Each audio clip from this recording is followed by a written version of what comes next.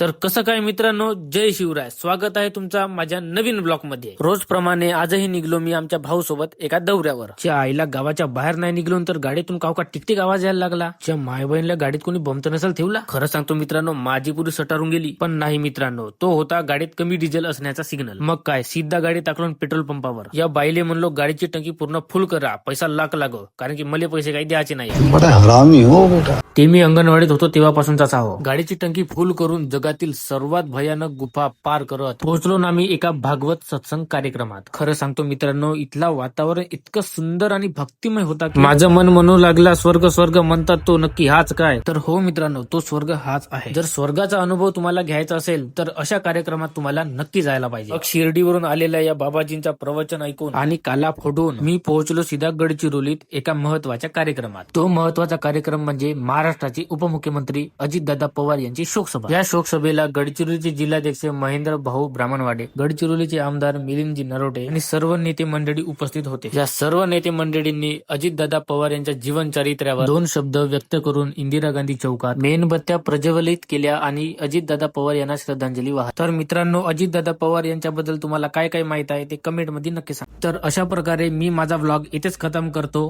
Jai Hind, Jai Shivray.